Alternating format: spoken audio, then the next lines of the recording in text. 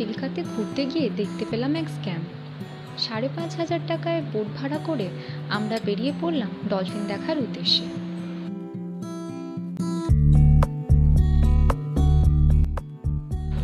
মনোরম দৃশ্য দেখাতে দেখাতে প্রথমেই ইনারা নিয়ে যাচ্ছেন লাল কাঁকড়ার আইল্যান্ডে, যেখানে কয়েকটা লাল কাঁকড়াকে খাঁচা বন্দি করে রাখা হয়েছে, আর ওটা দেখেই দাবি করা হচ্ছে এটা রেড ক্র্যাব আইল্যান্ড। কাঁকড়া দেখানোর পর দেখানো হচ্ছে ঝিনুক, যেটা থেকে বেরিয়ে আসছে পার্ল।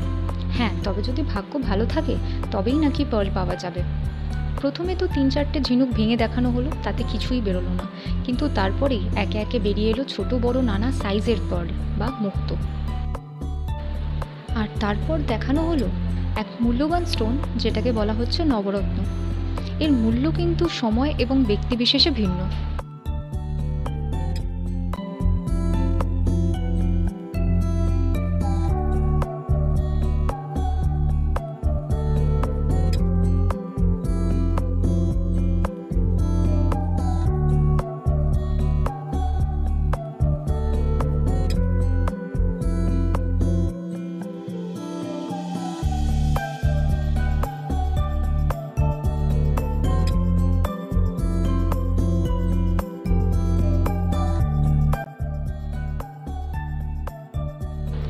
এই স্টোন দেখার ক্ষেত্র একই জিনিস দেখা গেল।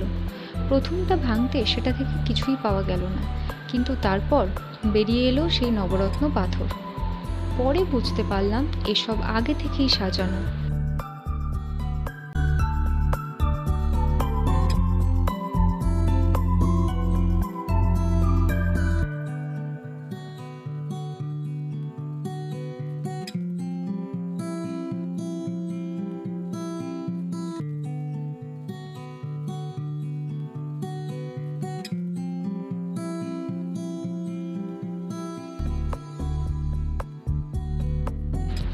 বার্ড স্যাংচুয়ারিতে তো কাক ছাড়া আর অন্য কোনো পাখি চোখে ধরা পড়ল না, আর ডলফিন খুঁজতে খুঁজতেই আমাদের যাত্রা শেষ হলো।